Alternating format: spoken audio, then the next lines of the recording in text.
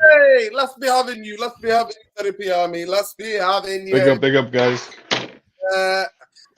Big up. It's going to be a very interesting debate and interesting talk about what's happened, the news that broke overnight about Eric Ten Hag. And yeah, big up to Eski, big up Sean for joining, and big up to everybody in the chat already.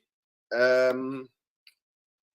we go. Hopefully Jarvis won't be able to join us tonight, so we'll have to wait for that kind of conversation with him for another night. And hopefully Tom will join us and Bombay will join us. So big up to Sidwov.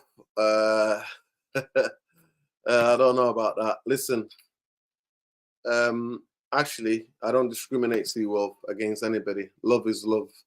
Same John 11 people, love is love. Love is love. So to me, calling Goldbridge a homosexual is not an insult. It's not an insult at all.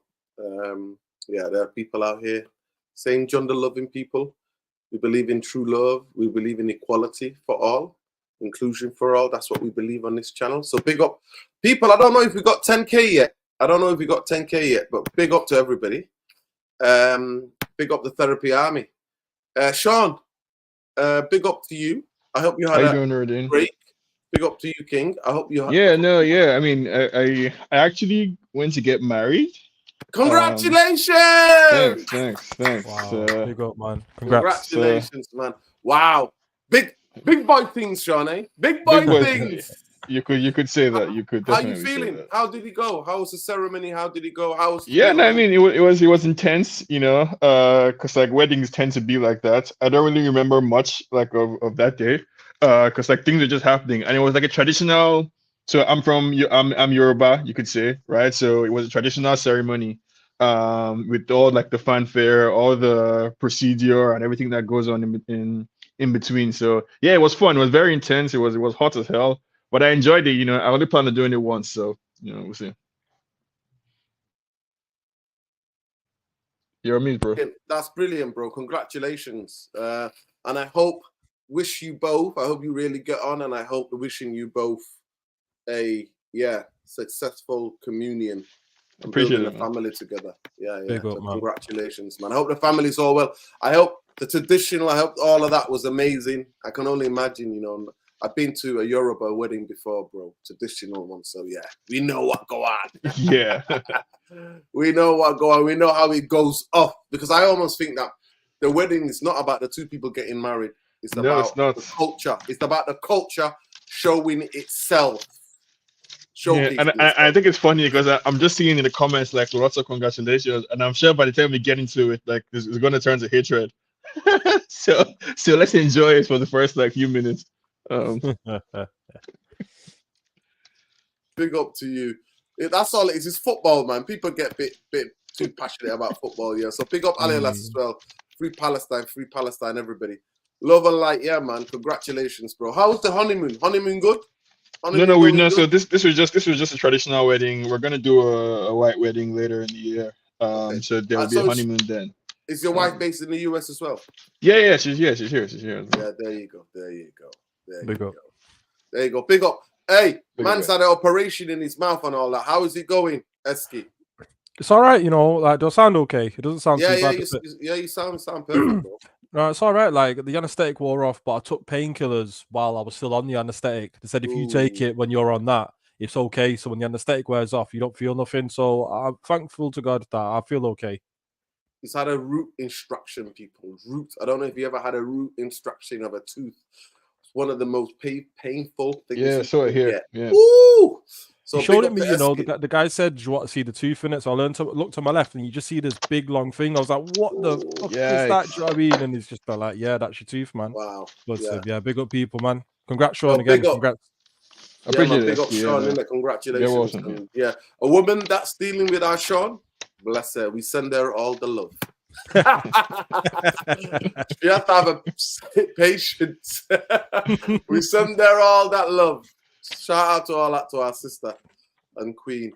Big up to you. Big up to everybody. Let's smash a like on the video. Subscribe to the channel if you're not already subscribed. I'm gonna mute. I'm gonna come back at things, but I think Eski and Sean are gonna have their say. They both wanted to give Eric Ten Hag, especially after the FA Cup win. They were both amazingly what's the word? What's the word I'm trying to get? Entranced? They were both entranced by what they saw in that cup final. So they're both happy, like most United fans are. We're all happy. Big up MK United 19. Make sure you check his channel out. And so I'm happy for them that Erik Ten Hag is staying, even though I totally disagree. I think Erik Ten Hag has disgraced Manchester United and should be walking away from Manchester United. And I will explain why I think he got the job on a technicality later. But first of all, I'm gonna do something that I don't usually do. I'm gonna mute and I'm gonna listen and hear out people what they feel about the news. So if I go to Sean first, Sean, the news broke. I don't know what time it was in the US, but the news broke, and you were on Twitter yesterday. I did see you. So how are you feeling about that Erik Ten Hag is staying at Manchester United? For me, it was a no-brainer decision for Ineos to make, and I'm glad they made what I feel like is the right and most obvious decision. I think I want to preemptively take on your argument that he got the job on a technicality, and my response to that immediately is, so what, right? Like, you survey the landscape, you look at who else is out there, you look at your finances, and you decide that it's worth giving this manager some more time. Fine. There's nothing wrong in getting a job on a technicality. I fundamentally reject the idea that there's anyone out there who we can assess on the merits and say that they are better than Ten Hag. Because Ten Hag comes into this job, this third season, with this new contract that he will likely get in a very unique position, which is that he has the experience, 2 years of experience of what it takes to be a Manchester United manager. You wouldn't get that anywhere else. And I think it's worth saying that, it's better to give this person, the devil the job after they've had 2 years of experience. They know exactly what it takes to be a Manchester United manager. They know exactly where the potholes are. They know exactly what the media is going to be like, exactly what the Premiership landscape is like 2 years into the job. And I think it's perfectly reasonable to give this man the job. I think any criticism that you can have of Ten Hag, of the mistakes that he made last season, I preemptively accept. I accept his stubbornness. When people say that, I accept his running the players into the ground as a mistake. I accept all of that. But what I will say in retort is that I would expect that any manager who comes to United would make some mistakes. In his first season, in his second season, I would expect that they would make some mistakes. And I think Ten Hag has made all the mistakes that you would expect from a manager to make within the first few seasons. But I think there are also positives that you must put on Ten Hag's ledger. For every negative that is there, there are also positives. And when you're weighing the scales of should we sack this person or not, it's fine if what tipped the scale in Ten Hag's favor was the technicality, was the cost of firing him and replacing him with somebody else. By the time you weigh all the pros and cons, the good that this guy has done with the bad that he has done, I think it's perfectly reasonable to say, okay, looking at the whole picture, we're keeping this guy because it would be too expensive and there's not really much better out there. I would even go as far as saying that I believe that I've seen enough from Ten Hag in the 2 seasons at United to give him some more time. I believe Ten Hag when he says the injuries have affected the season. I think the example that I want people to keep in their mind is of a band. So if you watch an orchestra or a band or whatever, and you see, the way the cymbals come in, the way the drums come in, the way the guitar comes in. If you're the person, teaching this band or coaching them, if your drummer is not available for 2 weeks, and then the next day your guitarist is not available, and then the next thing your keyboard or piano player is not available, you can't build the symphony that you want if you're missing the key parts of your system, of your team, especially if some of those key parts have specific expertise. So as in the case with Martinez, Lisandro Martinez is a unique player. specifically gifted in one particular aspect of the game. And if you have somebody like that missing, you're going to have a problem building up your system. It's fine to say he should adjust or whatever and all of that, but that's good. But I think the manager, I believe, deserves the time. I believe he comes into third season in a stronger position than anybody else we could have signed. And I know you're going to get your expectations for next year, but for me, I fully expect us to be much better than we were last season, next season. I expect us to end the season with another trophy. I would not discount trophies as something that's a second order to style of play or any of that stuff. I think trophies come first and 3 points come first before anything else. So I expect us to do better. I expect us to play better, to get more points than we did. And if we don't, then we would come back at that time and re-examine. Over to you, Eski. Big up, Sean. I just want to say, yeah, I echo everything he said. Obviously, I've not been on the channel for a while, so obviously we won the FA Cup. But I was thinking of you guys. I was thinking of Sean because I know me and Sean really backed the manager. But I thought the way the media treated Ten Hag just after winning the FA Cup was nothing short of a disgrace. Alan Shearer's first question, Gary Lineker's first question was about his job. Of course, that's going to get more clicks, but I think it's disrespectful to a manager who's won trophies for the last 7 years in a row. I think that's highly disrespectful. He's come in at the worst United, establishment we've ever had. The ownership situation, Greenwood situation, Rashford, all I can name you, Ronaldo, all these players. No manager we've had since Fergie has had to deal with all this crap and has come through it. He's won 2 trophies here in 2 years. And the best thing he said in that press conference was, listen, if Man United don't want me, I will go elsewhere and win trophies. And I was a bit, upset when I heard that because that's true. If we got rid of him, he would go to Barcelona tomorrow and he would start winning things over there and we'd be hearing another rebuild and just be thinking, what if, could have kept him. Now you got another manager in who has to get rid of some players that he didn't want and he's got a whole load of problems. And I just think it was the best thing to keep him. And I want to follow on from Sean's example of the band. I can use an example football terms wise. When Virgil van Dijk got that injury for Liverpool, they fell apart. And that was the biggest, that was the best Liverpool side I've ever seen in my life. You take out that one defender and you're telling me they fell off like that. Where did they finish? Like 6th or 7th? They finished outside the top 4 when Van Dijk got injured. So, and look how much players we lost. We didn't have a striker for large parts. We bought an injured striker because Holland was injured when we had him. Had no left back, no centre back. Tyrone Malacia went AWOL. All of our players literally non-existent. Rashford had a terrible season. So for him to come through all this and still win just speaks volumes to the man. So there's Virgil van Dijk who went missing and then they shut the bed there. William Saliba got injured 2 years ago and every Arsenal fan in the world said if we had Saliba, they win the league 2 years ago. And it's probably true, but it just goes to show. And another thing, when Rodri missed 3 games for City, it's just funny that they lost all them 3 games. I don't believe in coincidences like that. I think there's key players in a team, and all 3 players that I've mentioned were all defensive-minded players, Rodri, Van Dijk, Saliba. It just goes to show in the modern day football, especially in this league, the defense is crucial. Building out from the back is crucial. If you've got missing components in that cog, it just doesn't work. You could have the best attack line in the world. It doesn't matter. Your defense isn't set up properly. So Ten Hag has gone up miles in my book, in my estimations. The problem is with a lot of fan channels that I see now, big up Rants. I'm a fan of Rants and Saeed, but a lot of the content is just geared towards having the manager out. And a lot of their following on their social medias are kind of like on YouTube is almost in line with that, getting the manager out. And I'm not with that. I would never hound a manager out. It's not my style. When Oli got sacked, I think it was the right time. And I honestly felt Ten Hag was going to get the bullet when we lost 4-0 to Palace.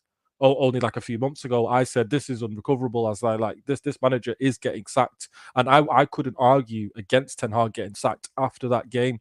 But lo and behold, he's turned it around, and we've won an FA Cup, and we were the better side. So for me, keeping Ten Hag is the best thing for me because I think he's the best out there. Because if we paint a picture now, let's say we still had Oli and we got rid of Oli this season. Let's just say, for argument's sake, and Ten Hag was available. He is a manager. He's one of the first managers we would be looking at. It's just a fact. He's a proven winner. He's the second most successful manager in this league. And someone in the comments made a comment, I think it was Kaneki Uchiha, when he said that for Van Gaal, injuries and stuff wasn't excuses. But football fans are very short. They've got short memories and they're quite fickle. Me included. We're all football fans and we're all very emotional. Player does nothing for a game, they score and we love him, right? That's how it goes. But with Ollie, the problem with Ollie and everyone wanted him out was because he didn't win anything. He's got us to finals. What did he win? What did he win? That was always labelled at his door. Ten Hag has won 2 trophies in 2 years. No manager's done that since Sir Alex Ferguson in 2011, since 2010, 2011. That's how far back a single manager at this club has won trophies back to back. We did it with Van Gaal and Mourinho back to back, but they're 2 different managers. So for me, everything that he's had to gone through, keeping Ten Hag was the most imperative thing that we did this season. I've seen enough from his style of play, from him bringing the youth. And I spoke about it maybe about 6, 7, 8 months ago on this podcast. And I was talking about, look at the youth system. Look what he's done with it. That our youth teams now, Nuruddin and Sean, are night and day compared to what they were. The style of football is brilliant. We're bringing these guys through and they're winning stuff at a younger level, which is good. It breeds mentality. It breeds a knack for winning things, which is what these big clubs have. Look at the City Academy. They've been winning things for years. And then they come into that first team, Oscar Bob, Phil Foden, and the like, Cole Palmer. They come in and they've got that hunger already, as well as the talent. United might have had the talented players coming through, but not the hunger and desire to win. I think Ten Hag has brought that within the club himself, and it would have been such a shame to see him go this season. So to sum up, I'm really happy Ten Hag stay in. He's the second most successful manager in the league, over Arteta, over anyone else you want to name. And for me, I think he is the guy to take us forward. I think we should just all stick with the manager for once, because as a fan base, we've ummed and ahed and we think there's always the grass is greener. And for 10 years, we've just been just like being on a roundabout, and we've never got off the roundabout. Our exit's over that we've never got off the exit because it's just managers coming in, managers coming in, managers coming in. We're on the same roundabout to nowhere. I really want to see this manager go. Give him an extension for extra 2 years with an option for a third, and let's just see it through for once. Because what's the worst that can happen? We are at rock bottom. It doesn't get any worse than this, guys. I tell you. So, what is the harm in keeping this manager? I fully back him, and hope a lot of yous out there do as well. I mean, I know a lot of people with this channel, Saeed and Rants, are gearing towards the manager out, and that's fine. Everyone's opinion is their own. But I think the best thing for this football club, in my opinion, is to keep Erik Ten Hag, and I'm so glad we've done it. Big up Sean, big up Eski. Yeah, 100%. But first of all, Eski, even when it got really bad for Erik Ten Hag, you actually backed him. Sean wrote off the season after 3 games, or maybe after 7 or maybe 10 games, he wrote off the season. It was like the season's gone. And he still backed the manager. So, yeah, you guys are on principle in terms of what you were, even though Sean at times was wilting and saying if he loses this game, then I think he's he's gone out here. But on the whole, I fundamentally disagree with you guys. And I think maybe I have the honor and the privilege of going to games and seeing things like on pitch side and watching games and going, what the hell is going on here? Why can't Manchester United string passes together? Why is these massive gaps on the football pitch? And specifically for me about Erik Ten Hag is that he needs specific players to be on the pitch for him to see resemblance of the way he wants to play. And I can't have a manager like that because you're always going to get injuries. You're always going to get injuries. I don't need to look to the past. I don't have to go look too far into the past and look at LVG, Tyler Blackett, Paddy McNair, Bolswick Jackson. All these guys came in. Marcus Rashford. He had so many injuries, and all these players came in and played.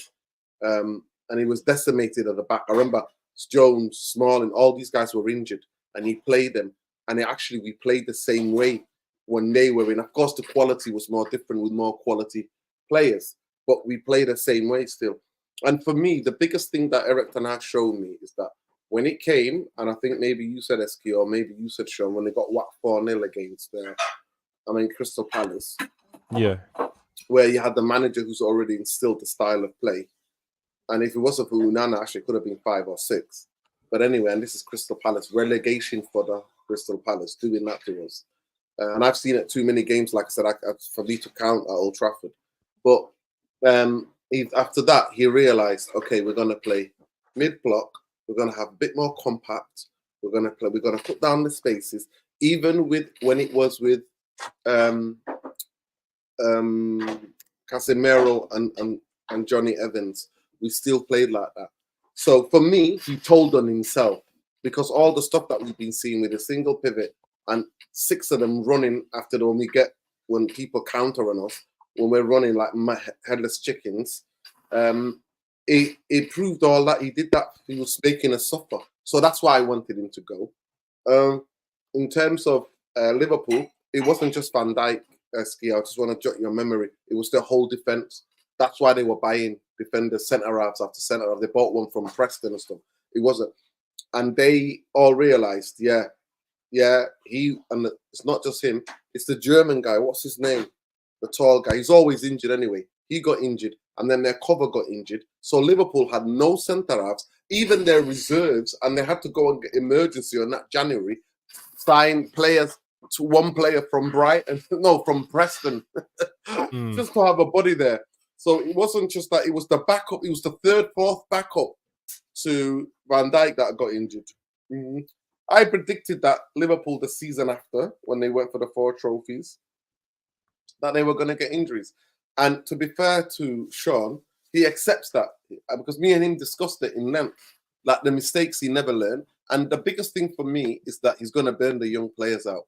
And I'm genuinely scared for Kobe. I already saw it. He burnt out Garnacho. And in the last 10, 12 games, Garnacho's decision-making was not there. He kept doing what Rashford used to do, what we used to accuse Rashford of. Try to take players on, get the ball taken off him, doing it again, not passing. And actually, the most composed game in about 15 games was the game against City in the final. I actually think as well, Eski, it actually worked in Manchester United favour, because it brought about this siege mentality. Because everybody felt like it was a disgrace that Ineos let it be known that Eric Ten Hag's done out here. That the whole fan base and the team and the players and Martinez and Bruno, if you watch that final again, they actually say it. He said we had meetings and we said we have to do this. And Martinez gave to what's his name? Andy Mitten. You can find it online, because Andy Mitten works for some foreign TV station, and he said we have to do it for the fans, because some of the players were shocked the way the fans clapped them. The singing, the way they were singing and dancing. Even we got whacked 4-0 away at Crystal Palace, and he was like, we have to do it for them. And Eric Ten Hag also said we have to do it because the fans were amazing, the away fans, and we've got the best away fans in, in Europe. Me personally, but so that aspect of it for me, it was what actually won us the cup. Plus, City went on the piss because they did the 4. They were on the piss, and that's the reason why Grealish is not going to England in the Euros, by the way, because they're finding out he just likes to get pissed. But in terms of the decision, I just want to go through. So this is the person. I just want you to know, give a bit of context. Now, I don't believe every word is right, so I'm gonna bring it up now, and I wanted to show you guys what I've seen. This is the Athletic, and this is Adam Crofton. Is the guy who basically was getting briefed by senior people at Manchester United about Mason Greenwood. If you remember, Mason Greenwood, he was the guy that basically told us about what they were planning to do, how they were going to try to bring up. But big up Mina Football. So she broke down the key things from the Athletic article that came out. So Laurie Whitwell and Adam Crofton of the Athletic, who are both, well, I would say Adam Crofton is a more of an investigative journalist in terms of football. He's an investigative journalist. He comes out with big pieces. So he and Laurie Whitwell, who's a big United fan, were basically briefed by the club. And this is what the club has told them of the decision. Because all journalists have been getting in touch with Manchester United's new communication director and saying, listen, what's going on? Fans need to know. We need to know. We need to go to the Euro. So you need to give us a scoop of what's going on. And they didn't really, other than they told that Eric Ten Hag's job was on the line, that Eric Ten Hag was done out here before the FA Cup final. So here we go. So Mina says, very interesting piece on the Athletic about how the decision to keep Eric Ten Hag came about. So she said, spring of 2020, Ineos plan for 24-25 season with Eric Ten Hag involved, right? So this is the beginning. When they first came in, we saw that the handshake between Ten Hag, Dodgy Dave, and Jim Durrat, right? Chelsea, 4-3 loss in April. Eric Ten Hag left out on meetings, including decisions to be part ways with Varane. May the 14th, thoughts of letting Eric Ten Hag go before the Arsenal game was discussed after the 4-0 defeat at Palace. That game, I always said, reminded me of the Watford game, you know, Ole Gunnar Solskjaer's last game. Then she said the plan was to part ways with him at the end of the season, right? Before the FA Cup, right, a meeting between the top executives, including Jim Durrat, Dodgy Dave, and Blank Wilcox took place. This was after Carrington review of Wilcox and Dodgy Dave, where they met with every player individually. Discussions on plans to bring or attempt to bring a new manager, drawing up short lists included Poch, Tuchel, McKenna, De Zerbi, but also discuss other names as like Amarin, Marco Silva, Roberto Martinez. Southgate was liked because of the positive environment he created in England, and that's what I told you before. I said this before I knew what this article was, because I was like, that's the reason why they're going for him, because here is to they want to get Southgate because Southgate is a guy who England was toxic before Southgate took over. He revolutionized the way, the perception and the atmosphere within the England camp. They're not thinking of him in terms of tactics or winning games. They're thinking about him, what he's done. The photo's there. So look, this is when they came in first. He was involved. Then the results went bad. Then they left him out of meetings. And there's concerns about Michel van der Geert. This has remained loyal to his number two. So they approached him. They approached Ten Hag and said, we need to give you a better number two. And Ten Hag was like, no. And that big him up for that, for staying loyal to his boy, yeah? After the FA Cup, emotions of Wembley was put aside by Jim and Jody Jave. They met with Tuchel, Poch, and already out of the race for jobs in the first week of June. Discussed salary ideas with De Zerbi, but didn't align with Ineos' idea. Flew to Ibiza to deliver the news to Eric Ten Hag, who was aware of the process but was not worried. So what do you think about that? Go to you, Sean, first. Yeah, and this is the investigative piece, by the way. Yeah, this is not like the Sun newspaper or any of these. I rate the Athletic very highly, and I think for me, nothing you've read there seems surprising or, out of the ordinary. It seems like a reasonable process that, both Ineos and I think even myself as a fan went through, and I think you alluded to that, right? That I was completely behind Ten Hag, but the way the season was going, I got to a point where I was like, yeah, this guy, is walking a very tightrope and would likely get himself sacked if he doesn't get the ship right. And at the end, they looked around to the other candidates that were there that are available, Tuchel, Poch, De Zerbi, Gareth Southgate, and ended up feeling like, you know what, actually, we have a good person at home. We have a good, because I think there's this idea, I think SK alluded it to as well, that this sense that the grass is always greener on the other side. And I think they assessed it. They went through the season, through the roller coaster of emotions like everyone else. They assessed it and ended up in, I think, a reasonable conclusion that, you know what, actually is best if we keep the person that we have right now, especially since, based on the FA Cup victory, we would have to pay him about £10 million to get rid of him, and we would have to pay an exorbitant amount of money to somebody else to come in for them to, get used to United over a year or 2 years. And then what if, they're not able to succeed or something like it. Yeah, they went through a process and ended up where I think they likely would have and should have ended up in the first place.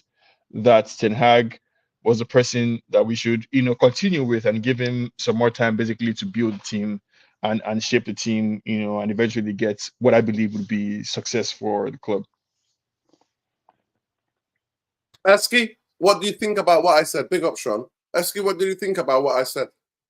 Yeah, big up, Sean.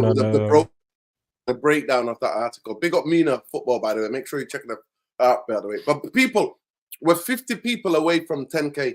Let's see if you can do it tonight. Let people know. Big up.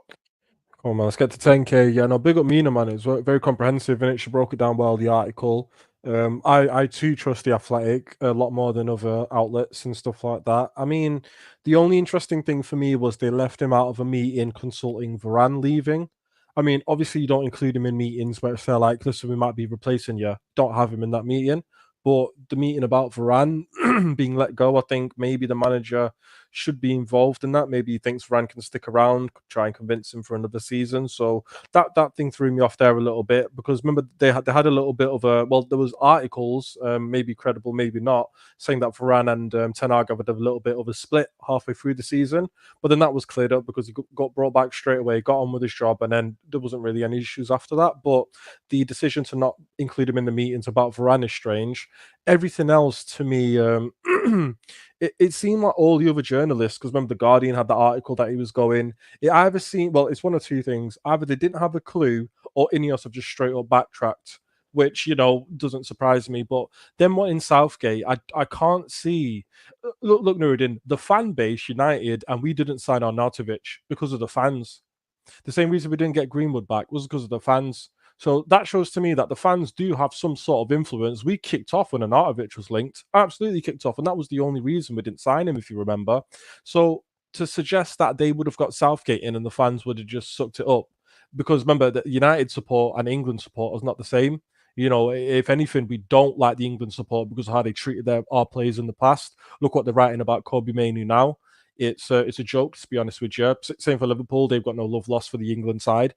But I mean, just if you've got this guy in, he's not a proven winner anywhere. It's the same like if we got Pochettino in, like let's say he come in today, I'll get behind him. I'll get behind any United manager. I'll get behind if it was Sean or Nuruddin. But my point is, they're like, you're hiring a guy based on what? He's not won anything in this country. He's got the most talented England side we've seen since, our golden era back in the day with Rooney, Scholes, Carrick, Gerrard, Lampard, all them lot. Nothing is getting won. I don't understand. He's not a tactician. He's not this and that. At least with Ten Hag, I can say he turned Old Trafford into a fortress in his first season. Okay, away record could be worked out. That's fine. Got some big results in his first season. Got some good results in the second season. All right, the majority was crap. No one's going to say finishing 8th and all these fucking getting battered week in, week out was good.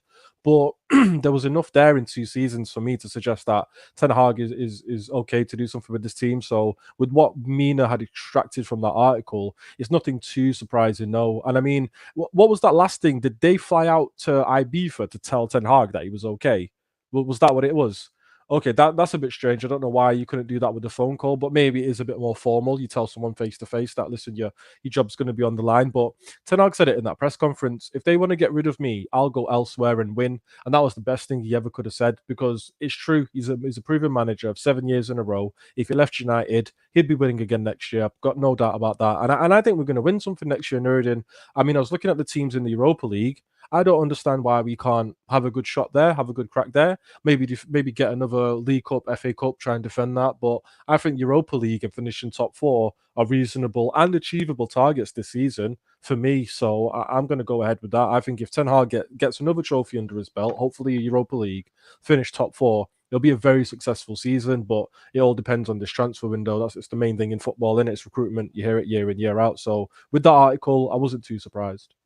You know what I'll add to what you're saying, Eski. I think it's important to note that, like, because people, I think Ten Hag gets a lot of stick for losing 4-0 to Crystal Palace. What does Nuruddin call it? Terrorist football or something, haram football. Basically with one pivot or so. But if you look at his actual record, right? First 100 games, compare Ten Hag, Klopp, and Arteta.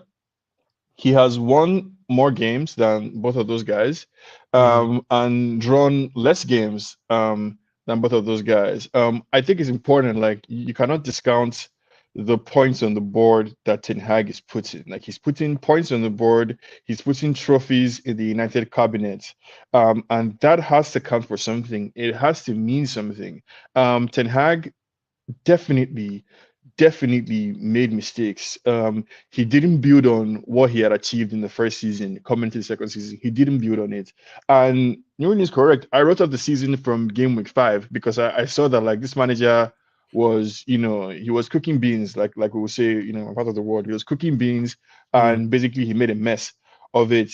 But I feel like I think people should have priced that in. We should have priced in a manager learning on the job and making, even if there are some high profile mistakes. I think it's important now that Ten Hag has been relieved of the responsibility of player talent ID. No longer any of your business. Don't worry, we're relieving you of that responsibility. The decision making for contract renewal or contract extension or signing a new player is no longer in your purview. All we want from you now is to coach. Be a good coach, coach the team, get the best out of the players that are there. I think it's also important to send a message to those guys in the dressing room, players who, for some reason, had the effrontery to insist that they wouldn't come back to the club unless a manager was sacked.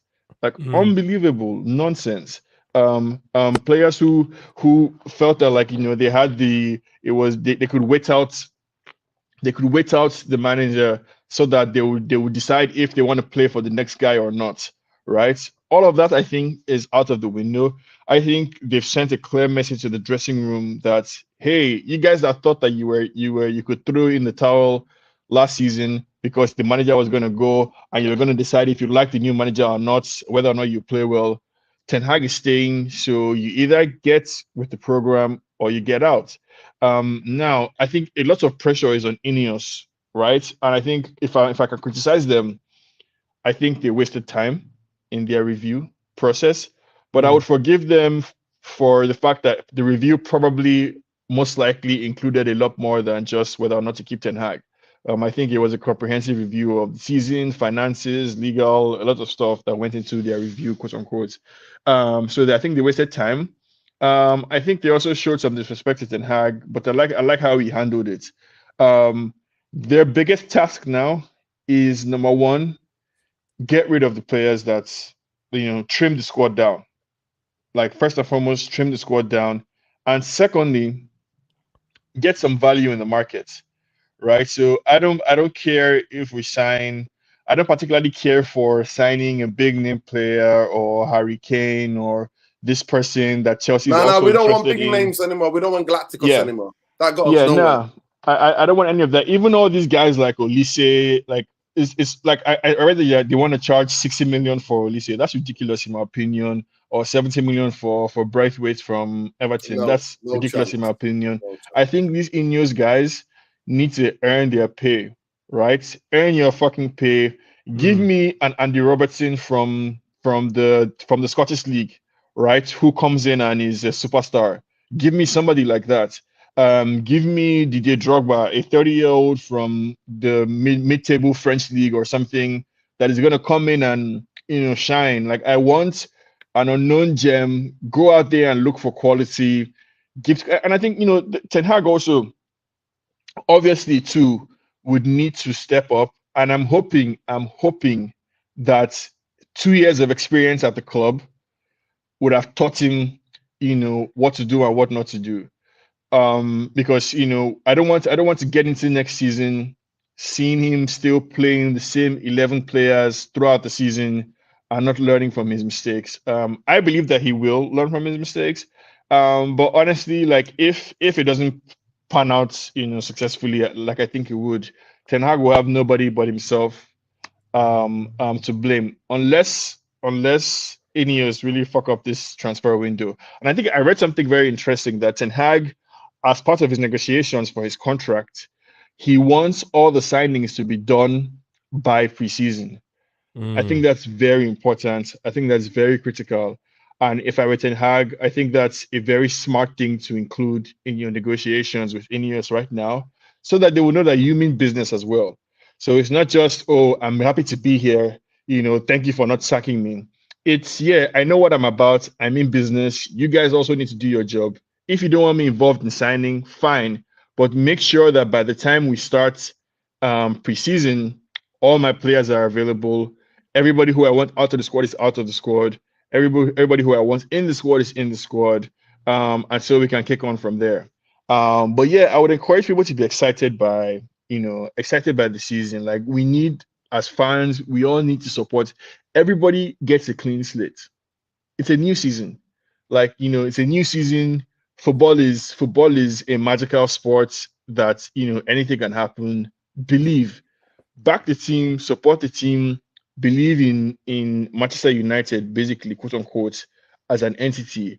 Everything we saw last season, especially in the FA Cup final, to tell you about the magic of football and how it's not all tactics and facts and data and stats. And I think that's what's been missing from Ten Hag, that charisma, that X factor that he has failed to inspire in the team. And hopefully he can do that this coming season. But yeah, let's like transfers, ins and outs, very important.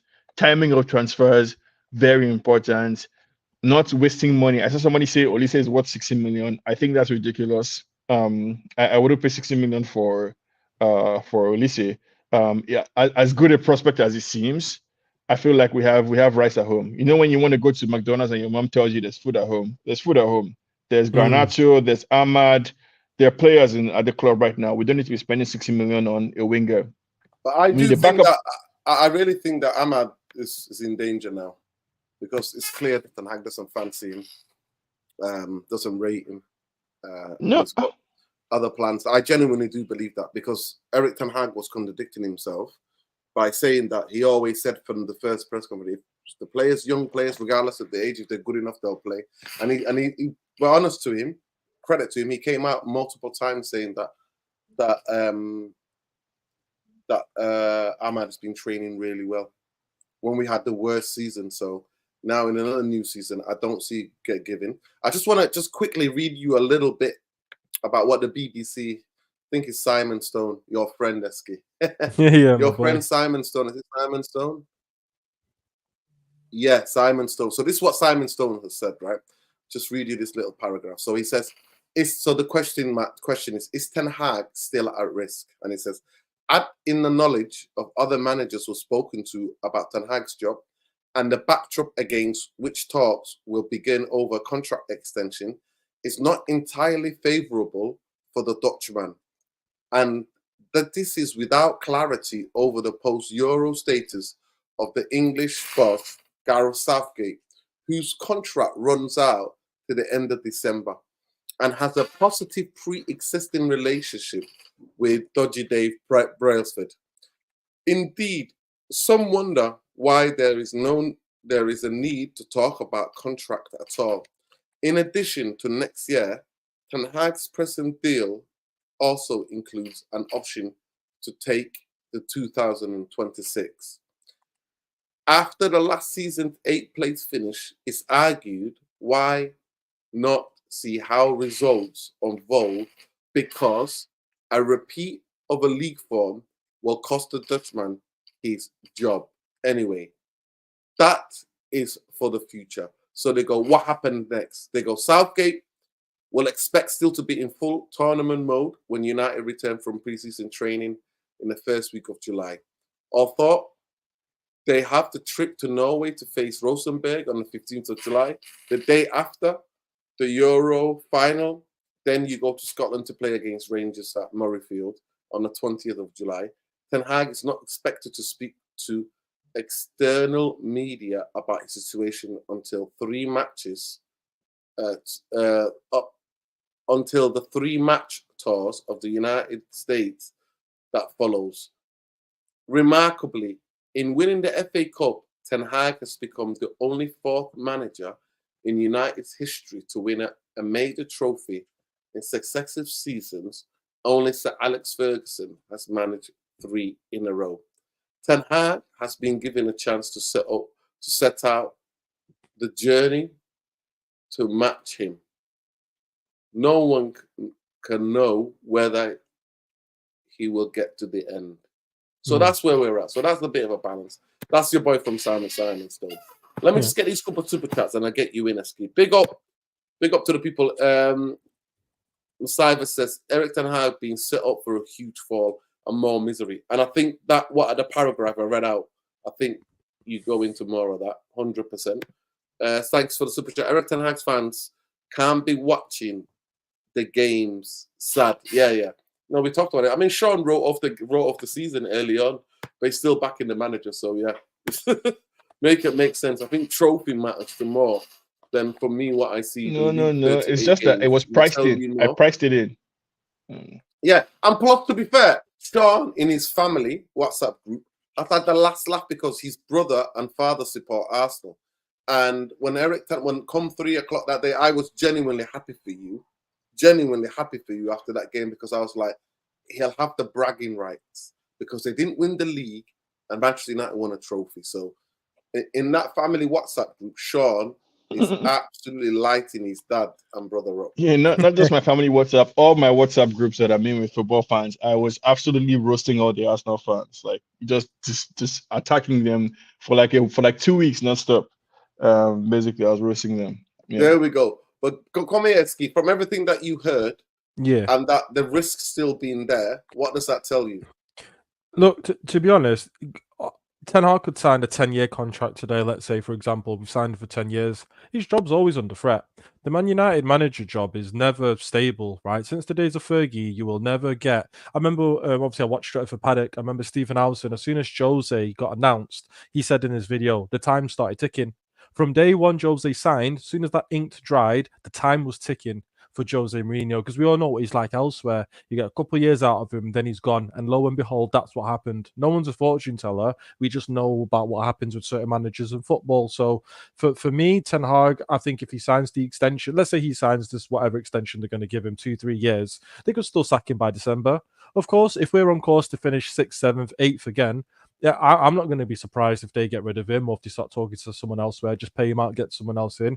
Absolutely makes sense. So for me, it doesn't shock me, anything that I've read there. But to go off Sean's point, a week before that FA Cup final, I was chilling with my mate, a good friends of mine. One's a Chelsea mate, one's an Arsenal mate. And obviously Chelsea at the time have just finished above us. And he's giving me all this shit. Oh, you've been laughing at me all season. Look now. I'm Arsenal friends. They're like, oh, yeah, we're second. I just said, look, we win this FA Cup, keep the same energy. Who wants to bet did they keep the same energy? No, they didn't. They were blanking my calls, blanking my texts, blanking everything. Because I told him, I said, we've had a better season than you. It's difficult. And Sean, I want to ask you a question. Did these Arsenal mandem that you know say they had a better season? Because my lot did. Every Arsenal fan I know said they had a better season. It's a joke. It's an absolute joke. You know, Nurdin, you know the truth. We had a better season. The trophy. Yeah, to me, FA Cup. Listen, FA Cup is a big win. Trophy. Like to me, it's a big. It's not a League Cup. FA Cup is in the treble. FA Cup for me is the oldest and the cup of machine. And I would always support, regardless of my indifference to the manager, I would always celebrate a cup win. Even though, I respect you for that. Even though for me it became too little, too late, because we were this close of being out from Coventry. And I know you could say if Botson, so my auntie was on my uncle and all that. But it was that length of when the ball could have been. That VAR decision saved us. I had the feeling, deep down, I thought we would beat them. I did say it a couple of times on the chat, but then when it came down to it on the day, I'm like, we're gonna get smashed. But it is what it is. And I actually got a ticket offer, but somebody else took it because I was like, you know what, I have to help a friend. So I watched the first half. And then I caught a little bit of the second half, but I had to watch the whole game again. And to be fair, when it's been no football, I've just been watching the game again and again, just enjoying it. And I know that on their little parade, it rained on them. And then nobody turned up anyway, as usual. Yeah. To be honest, guys, time winning league, honestly, nobody turned up. It was fun. Between us United fans, I don't know if I agree that we had a better season. No. I personally don't think, because Arsenal have, for me, took City to the last game of the season, and that's a proper challenge for a league title. That's a challenge. And I would rather Manchester United challenge for a league title because, Eski, as you know, and Sean, you both know, Manchester United were winning the cups. We were a cup team. We're not winning no league titles.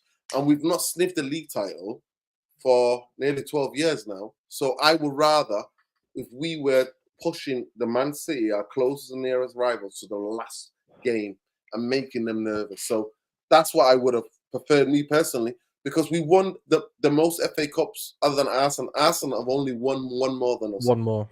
They won 14. We won 13. And that's what Manchester United have been known for, to always win. Regardless of the manager, regardless of the players we've had, regardless they were nowhere near the league, we always won cups. So Erik Ten Hag, in our history, has not done something special. The only bit about special is that in his first 2 years, he's won 2 trophies, and he went to 3 finals. Yeah, and he went to 3 finals. Now that is a record even Fergie and Busby don't have. I want to address this standards. What I think is a canard. This standards question of people, this standards issue people keep bringing up. And I think I've made this point on the channel before, Nuruddin, but I think so. I work in finance, right? People, if you're teaching young analysts, they'll tell them, if you want to analyze a trend, you need at least 3 to 5 years of information to analyze a good trend. Look at the trend of United over the last 5 years, over the last 10 years, over the last 11 years. That is more representative of the standard than what happened 15 years ago or 20 years ago. So when you say the standards have fallen because we're accepting Ten Hag, no, I'm sorry. The standards fell already. We are in the mud, of right? Course. We cannot be holding, so we cannot be holding the club to the standards of Sir Alex, because it's not realistic. Like, we need to live in the now. Mourinho was very politically incorrect when he said this, but he was right about football heritage. It matters where you finished last season. It matters where you finished 2 seasons ago, 3 seasons ago. So if you look at the trajectory, right? Last season we finished 3rd. Season before that we were 6th. Before that we were 2nd. Then we were 3rd. Then we're 6th. 2nd again. Then 6th. Then 5th. Then 4th. Then 7th. Right? We've been in that 3rd to 8th frame, basically, in that arena for the last 10 years. So we can't come and all of a sudden expect that any manager that comes in would. People should stop looking at Pep and Klopp. Those guys are geniuses. Pep effectively is a football genius. He is not the standard. He's not the benchmark, and neither is Man City, right? United have to develop as a club. We have to develop organically. We cannot do what City have done with effectively. I don't know if you guys saw the reports about this Man City parade, how it was like 12 people there, basically, or 13 people there. They're an artificial club. They have no history. I was telling you about it. My friends were in the area. They were like, "No, this is embarrassing," and they're City fans. Yeah, no, sorry. I'm Tarek Ibrahim. It's not about you lowering your standards for Ten Hag. The standards are already lowered before Ten Hag came. You have to adjust. You have to adjust to. But this is where I disagree slightly, Sean. In terms of a league season, it's been the worst, and that is been the worst. Usually, the Glazers sack managers when they can't get top 4, but to finish like that, and the way we played, for you to write off the season in game 6 or game 5, said the type of season we've had. And I think some of them, I don't think they're talking about the biggest standards. They're talking about the standards even within a decade. That's what they were talking about, where you're writing off the season in game 6 or game 5. So I think there's a no, but really, the point was that the point of me writing the season, and just to reiterate and stress the point that, like, I already priced in what I saw last season from Ten Hag. I priced it in. I thought we would get it in our first season, but we ended up getting it in the second season, and I understand why. I have the things that I criticize Ten Hag for, but for me, especially in the context of the landscape, the other managers that are available out there, especially in that context, for me, Ten Hag, there was just, keep him. You have somebody who we all remember when Ragnick left, the media was trying to push Poch on United, but every fan, all the fans that I saw on YouTube and online, we all wanted Ten Hag, and we all wanted Ten Hag for very specific reasons, not for vibes, not for anything. We wanted Ten Hag for specific reasons, and I remember those reasons, and I believe he's still that same manager. On top of that, he now has the benefit of 2 years of experience with the English media, with the Premier League, and with this squad. I think we can only go up from here, right? I think we can only get better from where we finished last season, and everything that happened, I feel like, should be part of the story. I think it's going to make a very good story for United when we look back at this period and be like, can you imagine we wanted to sack Ten Hag? I think that's going to be the outcome of of the next season and the next coming seasons, basically. And when you say the season was unacceptable, this is not the first season that we won 18 games. The season where Ole was sacked, we won 16 out of 38 games, right? In 2016, 2017, we won only 18 games. The points on the board is the lowest that we've had in the last 10 years. That's true. But no, sorry, it's not even the lowest. Sorry. Under the season that we lost Ole, that Ole left, we ended up with 58 points. Basically, so this context is important, right? You can't say last season was unacceptable, because what does that mean, unacceptable? We were the 6th best team in the league. That reflects the squad that we have. That reflects the environment that existed around United at the time. No, I correct that. We were 8th. We were 8th best team. Sorry, we're 8th. Right. Okay. Right. That is true. We're 8th. And I'm saying that, I think, reflects everything that happened last season, the mistakes that Ten Hag made, the environment around the club, and I think the stubbornness, and again, I don't, addressing Tarek again, I think the stubbornness is a double-edged sword with regards to Ten Hag. Because on one hand, I remember very clearly that United fans wanted a manager who had the courage of his convictions. United fans wanted a manager who was willing to stick to his ideas, stick to his principles, regardless of what the outcome was. So that's the positive side of stubbornnness. On the flip side of stubbornness is... Sean, he changed it in the last 4 to 5 games. He didn't stick to his principle. And that's why, what I mean by, I would have given more credit, even though it was the total disillusionment, what he was doing. But he recognized, and for me, that's why I said it was too late, too little, too late. Because if the season would have been like that, I would have been going along with what's happening with the injuries. But he didn't. So I was begging him to do that from game 3. After witnessing the first 2 games. Remember, I ran back here after Wolves. And after Nottingham Forest, I came here and told you guys, I was like, guys, Wolves and Nottingham Forest would shocked me. I was like, what the hell is this type of football? We're going to get slaughtered if it's like that. And I kept coming after the game, coming in here going, this is unsustainable. It was unsustainable till he got whacked 4-0 with that mad helter-skelter kamikaze basket. I called it basketballification. I termed a new term for it. And then in the last 4 or 5 games, he changed it. That, to me, is why Erik Ten Hag needed to go.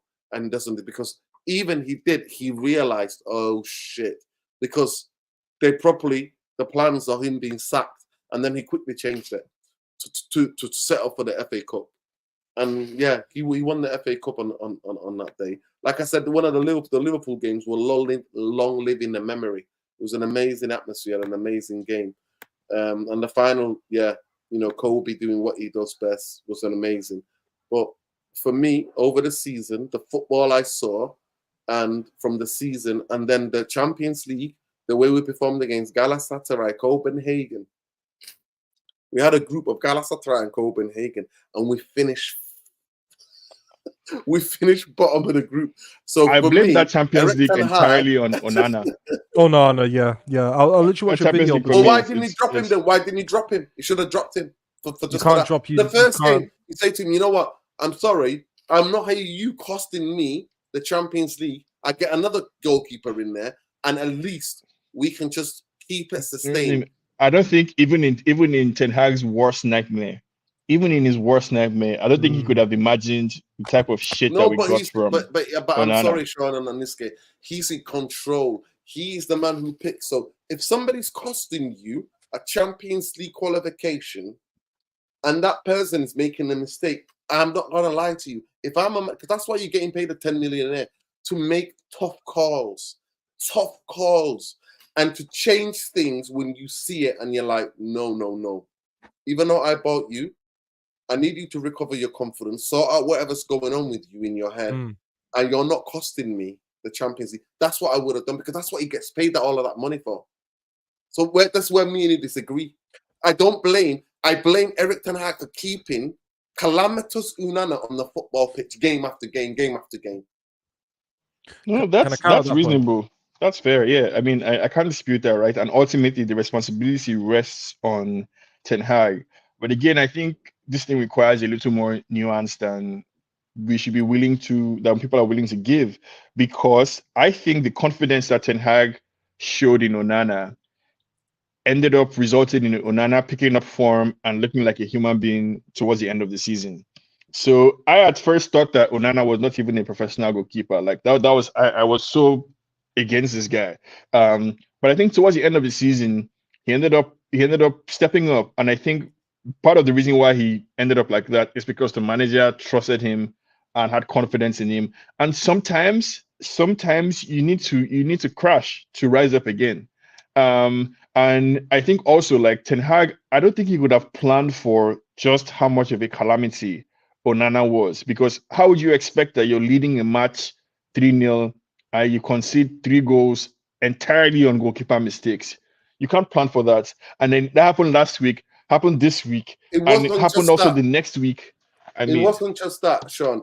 At away game, we were 3-0 up and we were playing this kamikaze basketballification of football. Yes, 100%. I give you the goals. He threw 2 goals in. He threw 2 goals in, right, in the goal. Like, all he had to do just literally get in the way and kick it out. You know what I mean? But he literally threw them both in, right? But the way we were playing, the helter-skelter kamikaze football was on Eric Ten Hag.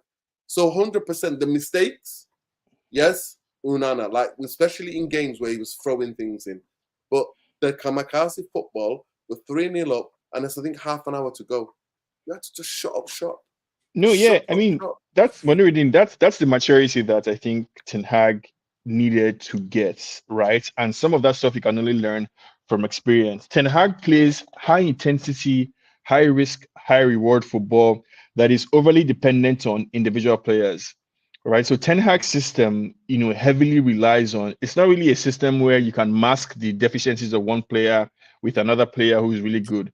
Ten Hag's system requires each player to be very proficient at what they're doing and to be willing to be exposed in one-on-one situations. And that's obviously to his detriment, as we saw many times during the season, where it looked like there were so many open spaces and like we didn't know which way was up or which way was down. I completely accept that. And I think Ten Hag, just like Pep, would mature in the league, and would adapt and evolve his style of play, I think, as we progress, essentially, because he tried to do that. He tried to evolve his system, and maybe in a too much of a radical way between his first season and second season, by completely changing what we did in the first season and trying to do something else. I think if we can find a hybrid between the compactness of the first season and the high energy, high ball recovery, high intensity football that we tried to play last season, and find some type of middle ground in doing that, like for the third season, I think we will see success. Because one thing I've liked about Ten Hag, even though, like I said, double-edged sword, courage of your convictions, not being afraid to take it to anybody that we play. So I think one thing about Ten Hag, and we've seen from last season, any team that we play against, we can compete, basically, except for the days where we look entirely like shit. Against Fulham and the likes. But yeah, no, let's just hope that the manager learns from his mistakes, adapts, and we've seen him adapt. We've seen him adapt to the Premier League. We've seen him be pragmatic.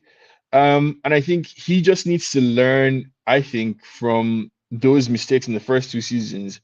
And I fully expect him to do that. I expect this next season, honestly, to be very good. Like, I think we're going to compete.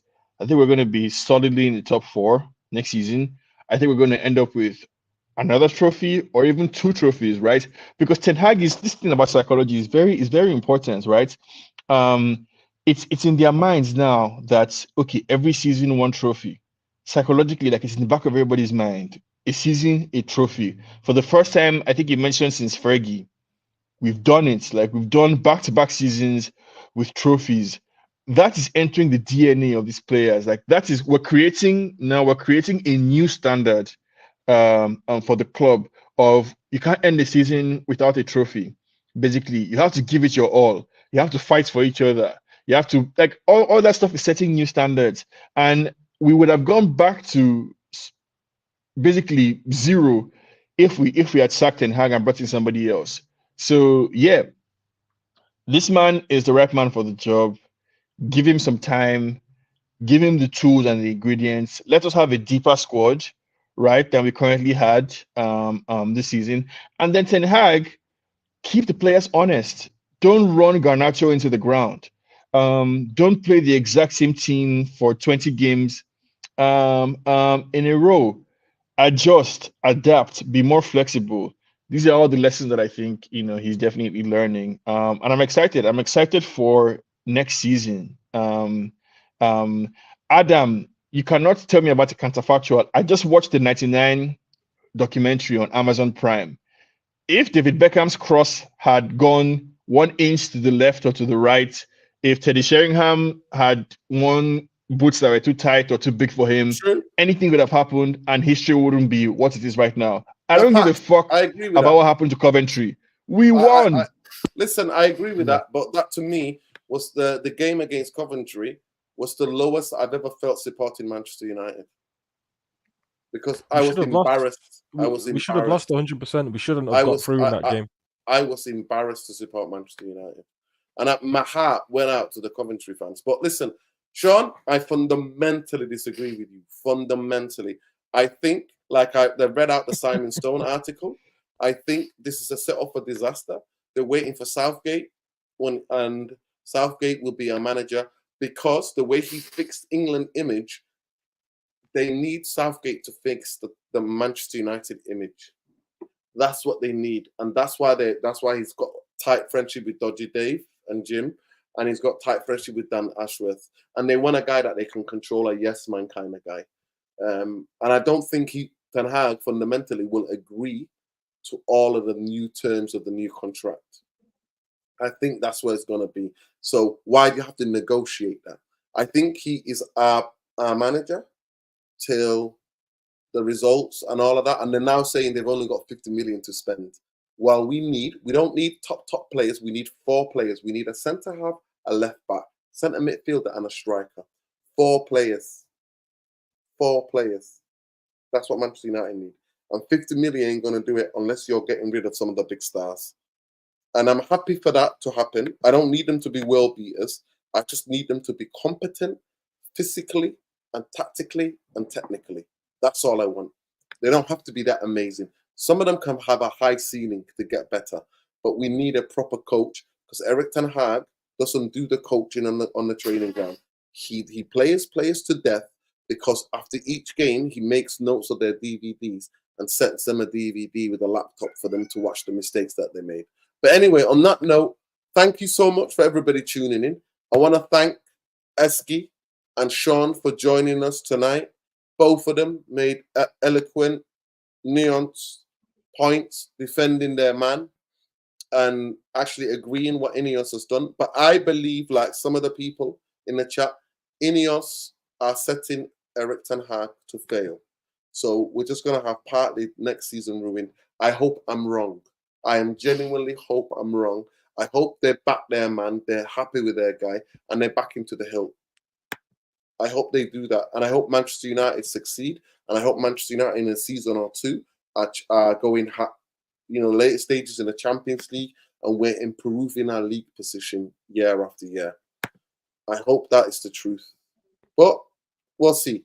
The thing about the beauty about football, time will tell. I never had any faith in Ineos. I don't have any faith in the Glazers. I don't have zero faith. So big up to people. Make sure you check out Sean at Sean Thomas. And make sure you check out the Geopolitical podcast across all podcast providers, How We See Things. So make sure you follow him at Sean Thomas on Twitter. And the podcast, Geopolitical podcast, is called How We See Things across all your podcast providers. Big up Eski. You never see him on the socials. He might have a couple of burner accounts here and there, but he'll never admit to it. You'll never see him on another channel other than on here.